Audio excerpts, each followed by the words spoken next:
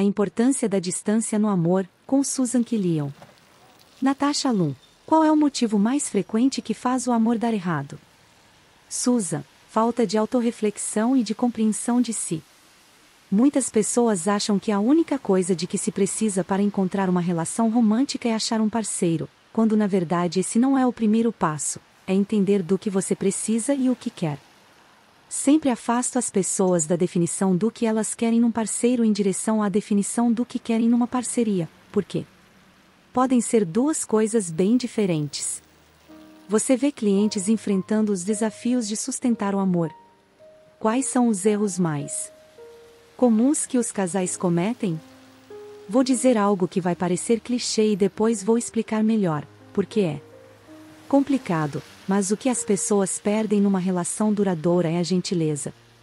Elas a perdem por diversos motivos, por exemplo, porque quando você fica próximo de alguém, essa pessoa pode pisar no seu calo com muito mais facilidade do que um desconhecido e vice-versa.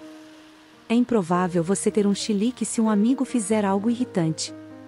Mas com alguém que você ama e que ama você, muitas vezes é mais fácil gritar do que se afastar e pensar: eu deveria tratar meu parceiro como se fosse um desconhecido. Deveria ser gentil e manter certa distância. O termo técnico para designar isso nos círculos terapêuticos é que os casais se emaranham, as duas pessoas ficam tão próximas que começam a se tratar mal porque, quando não têm o mesmo sentimento em relação a algum assunto, isso parece traição. O estágio inicial de se apaixonar tem a ver com encontrar semelhanças, mas à medida que a relação progride e você tenta se individualizar, um dos parceiros pode dizer: espera aí, você está discordando de mim? Isso deve significar que você não me ama, porque no começo você nunca discordava. Dá para reagir à ameaça da diferença de duas maneiras: ou se provocando o tempo todo, ou então se retraindo, deixando de ter qualquer conexão e focando no trabalho, nos filhos ou em outro aspecto. Um problema recorrente que vejo nos casais é o equilíbrio entre manter a conexão ao mesmo tempo que se mantém também distância suficiente, de modo a tratar o outro com gentileza. Enquanto outros fatores podem variar, isso está na base da maioria dos problemas que já vi. Então você está dizendo que a segurança da relação é também inimiga dela mesma? Porque a segurança de estar junto permite que você trate o parceiro ou parceira sem gentileza. Enquanto no estágio inicial de uma relação, quando não há segurança, nós nos esforçamos mais para sermos gentis. Exato. Nós somos seduzidos pelo fato de que, no início da relação, somos extremamente gentis e tentamos agradar ao parceiro. Portanto, quando isso começa a falhar, porque nos sentimos seguros o bastante para poder falhar nisso, nós não entendemos por quê. Quando duas pessoas se encontram, são dois seres independentes prestes a formar um casal, o que é maravilhoso. Mas existe um perigo duplo. Se tornar dependente demais ou 2. Tentar administrar a relação como duas pessoas inteiramente independentes. O psicólogo clínico David Senard descreve o delicado equilíbrio necessário como interdependência, um equilíbrio entre os dois parceiros no qual a vida de vocês está interligada, mas não tanto a ponto de você perder a própria identidade e os elementos que inicialmente aproximaram o casal. Sempre haverá momentos em que vocês se encontrarão e se conectarão, e momentos até mesmo nos melhores relacionamentos em que haverá uma distância entre os dois. É preciso ser adulto em relação a isso e dizer: ok, vamos trabalhar para nos reencontrarmos, mas não vamos entrar em pânico, porque confiamos um no outro. Quando chegamos a um estágio em uma relação no qual nos sentimos seguros, como evitar se irritar e tratar o parceiro com honestidade?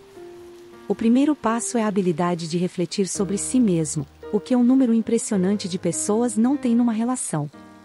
Elas podem ser ótimas para analisar um projeto no trabalho, mas, se lhe pedem para refletir sobre o que está acontecendo na sua relação, elas estranham. Dizem: não, isso tem que ser espontâneo. O segundo passo é saber se regular. Repare que você está sendo cruel e se acalme antes de falar com seu parceiro ou sua parceira. Quando consigo que um casal ou indivíduo faça isso, em geral o resto se encaixa. também desafio afirmações do tipo: ele ou ela me fez sentir isso ou aquilo. Por exemplo, ela me deixou com raiva, ou ele me fez sentir um fracasso. Na verdade, seu parceiro ou parceira não tem como deixar você com raiva, porque você tem a habilidade de controlar as próprias emoções. Quando você confia totalmente no outro para lhe trazer felicidade, vai ter problemas. Porque não existe a menor chance de o seu parceiro corresponder a essa expectativa. Uma pessoa sozinha jamais vai suprir todas as suas necessidades. Se alguém já está fazendo essas duas coisas, quais são os próximos passos? Eu reensino a comunicação, porque a essa altura a situação provavelmente já se tornou um pouco cruel, e a negociação, que permitem a um casal ver que, na maioria das vezes, tirando as questões absolutamente inegociáveis, por exemplo, se você quer ou não ter filhos, ambos podem ter o que querem numa relação. Isso tem a ver também com a capacidade de assumir responsabilidade pelos próprios sentimentos, de manter a integridade, de ser maduro e equilibrado, de não pensar apenas: ok, você vai ter que aguentar qualquer ínfima centelha de emoção minha. Não estou dizendo que deveríamos ser capazes de fazer isso 100% do tempo, não somos robôs. A questão é adquirir o hábito de pensar: eu sinto quando estou ficando com raiva. Tudo bem sentir isso, e sentir isso é importante, porque essa emoção está me dizendo alguma coisa. Mas o que eu deveria fazer com esse sentimento? Dar uma patada no meu parceiro ou parceira? Ir embora batendo a porta? Atacar a pessoa verbalmente?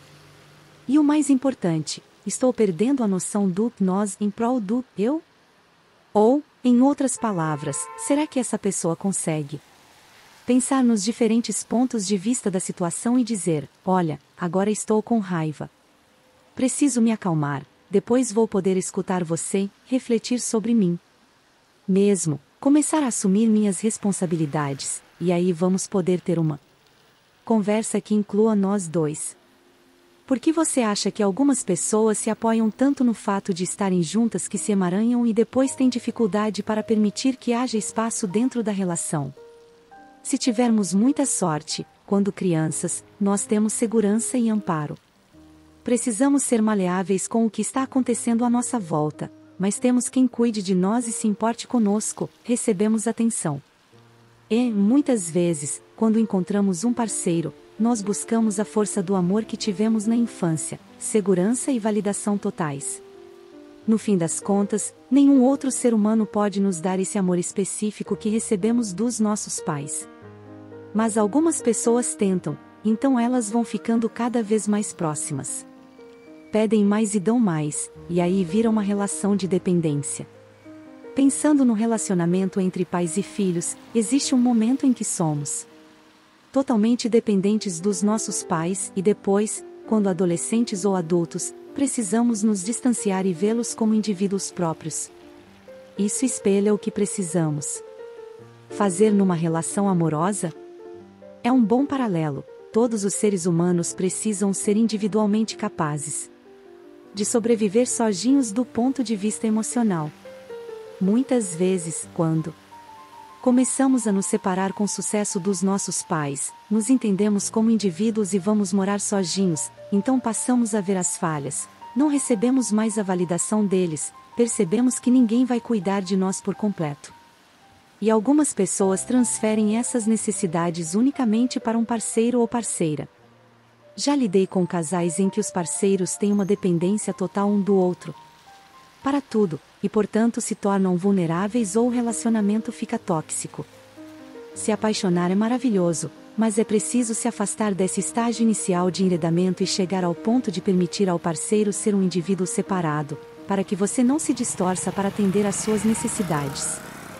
Da mesma forma, porém, considero um sinal tóxico quando as pessoas se tornam independentes demais. Se você pensar em casais nessa situação, em geral existem grandes problemas subjacentes, medo ou falta de confiança, fuga da intimidade. Eles não estão se revelando, não estão confidenciando um com o outro. Você acha que nós discutimos menos no início de uma relação porque ainda não nos sentimos seguros o suficiente para dizer o que realmente queremos? É bem isso, mas no início tem a ver também com foco. Sua atenção está focada em todas as maneiras como seu novo parceiro entende você. Esse sentimento poderoso pode ser uma distração, ou pode ser um incentivo para você deixar passar questões com as quais discorda. As partes se alinham para fazer isso. Se você está saindo com alguém pela 4ª ou 5ª vez, um de vocês vai ao apartamento do outro e o lugar está uma zona, pode ser que na hora isso não pareça muito importante. Talvez você esteja ocupado demais pensando em quando, ou se, vocês vão para o quarto. Mas com o tempo, à medida que você fica não apenas mais seguro como mais focado também nas coisas que levaram vocês dois a ficarem juntos, começa a pensar, bom, será que essa bagunça seria um problema sério se nós morássemos juntos? Enquanto as coisas grandes, como nossos valores políticos, tendem a aparecer mais cedo, essas pequenas irritações só se tornam importantes depois. Elas podem começar a dominar, e se vocês estiverem tentando reconquistar interdependência em vez de dependência, muitas vezes vão começar a salientar as diferenças como um modo de dizer, olha, eu sou um indivíduo. Eu não sou você. Não me peça para concordar em tudo. Preciso de um pouco de espaço ou de identidade pessoal. Mas, vendo pelo lado positivo, deveríamos entender o fato de podermos expressar nossas frustrações como um sinal de que entramos de cabeça numa relação? Os casais mais saudáveis são aqueles que discutem sem se sentir ameaçados, se reconciliam depressa depois de se desentender e conseguem contextualizar a conversa. Discutir por si só não é o problema, a verdadeira questão pode ser a atitude em relação ao ato de discutir. Num desentendimento saudável sobre quem é organizado e quem não é, uma das pessoas pode dizer, sabe do que mais? Você tem o direito de ser bagunceiro. Eu tenho o direito de ser organizado. Como vamos encontrar uma solução prática? Não me importo que você seja bagunceiro, mas, por favor, não seja anti-higiênico. E a pessoa que deixa as canecas de café espalhadas pela casa inteira diz, ok, eu aceito que no meu escritório posso fazer isso, mas prometo não deixar canecas pela casa por tanto tempo a ponto de elas criarem mofo. A diferença é que as duas pessoas estão trabalhando juntas e chegando a um meio termo, que existe uma dedicação ao nós em vez de apenas ao eu.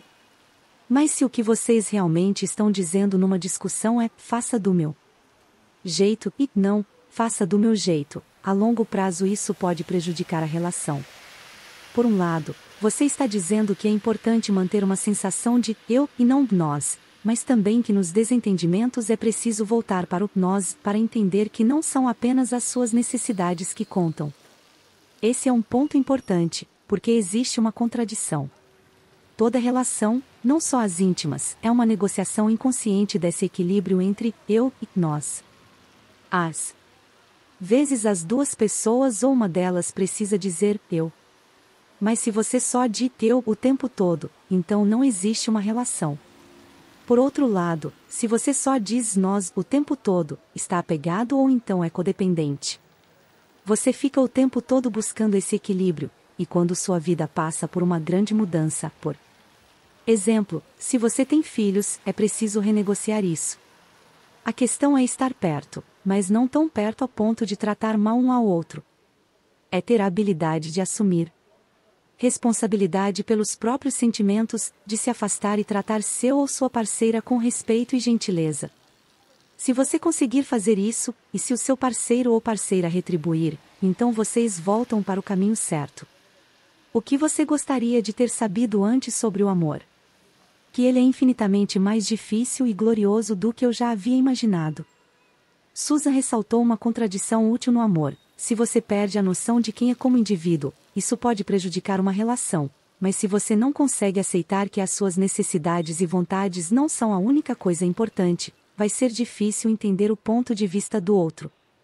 Por isso, é útil pensar tanto como eu quanto como nós, viver juntos e separados, confiar na distância entre vocês como indivíduos e também aprender a compartilhar a vida com outra pessoa. Acho que tudo isso remete a uma palavra que eu antes nunca associava ao amor, responsabilidade. Talvez eu nunca tenha pensado nela porque estava focada demais em ser amada, e não em amar alguém e no que isso poderia exigir. A responsabilidade está na raiz de muitas lições valiosas que Susan compartilhou. Seja tão gentil com quem você se relaciona quanto seria com um desconhecido. Não. Dependa da outra pessoa para suprir todas as suas necessidades, ou para fazer você feliz. Veja as discussões num contexto mais amplo, não espere que o outro aguente. Cada emoção sua, avalie os próprios sentimentos primeiro. Minhas tentativas anteriores no amor tinham sido uma queda livre, um sentimento avassalador, louco, arrebatador, que me controlava e desfocava todo o resto. Eu não assumia nem me responsabilizava por ele, estava perdida no drama. Então, no início, não entendia o que o psicanalista Erich Fromm queria dizer quando falava que o amor era uma permanência, não uma queda. Mas acho que esse é o processo que Susan descreve, o ato de permanecer no amor. De desenvolver a maturidade emocional necessária para permanecer firme, manter o equilíbrio, ter controle sobre seu posicionamento. Para dar à pessoa que você ama dádiva do espaço. Para não se apoiar inteiramente nela, mas ficar ao seu lado. Quando eu era adolescente, acreditava que, se você amasse alguém com intensidade suficiente, esse amor manteria vocês juntos, independentemente do que surgisse no caminho. Era uma visão romântica, mas não realista, e quando entrevistei Daniel Jones, o editor da coluna Modern Love, do The New York Times, ele resumiu por que muitos relacionamentos e casamentos longos se desfazem porque uma das pessoas diz: eu não estou mais apaixonado por você. Muita gente acha que esse é um motivo para terminar a relação. É preciso haver mais do que isso, porque sentimentos sozinhos não bastam para sustentar um relacionamento. A verdade é que vai haver momentos em que você não vai se sentir apaixonado ou apaixonada pelo seu parceiro, ou em que vai se perguntar se outra pessoa poderia fazer você mais feliz. É bom saber e aceitar isso, em vez de pensar que significa que tem algo errado. Então minha pergunta é: quando foi que começamos a depositar tantas expectativas no amor, a pensar, por exemplo, que ele seria capaz de vencer tudo, ou que uma pessoa poderia nos completar? Porque esperamos que o amor nos faça felizes o tempo inteiro, e será mesmo realista esperar que a monogamia dure a vida toda? Porque, se formos pensar com seriedade sobre o amor, isso significa confrontar também suas facetas desconfortáveis, infidelidade, dúvida e como podemos magoar um ao outro. Para explorar essas questões, conversei com uma das mais proeminentes e respeitadas pensadoras sobre relacionamentos modernos, a escritora, podcaster, palestrante e terapeuta de casais Esther Perel. Quando o assunto é mudar o teor da conversa sobre intimidade, não existe ninguém como ela. Por mais de 3 décadas, explorou as nuances do assunto em seus livros de sucesso internacional, Sexo no Cativeiro e Casos, em seu podcast de sessões anônimas de terapia de casal, Where Should We Begin?, nas suas TED Talks, assistidas por milhões de pessoas, e no seu consultório terapêutico em Nova York. Como descobri em nossa chamada por Skype, Esther é uma pessoa firme, mas que tem compaixão. Uma romântica pragmática que se esquiva dos clichês e encara o caos que são 2 seres humanos tentando se conectar. Ela nos lembra sempre do poder de redenção do amor, contanto que o abordemos de forma verdadeira.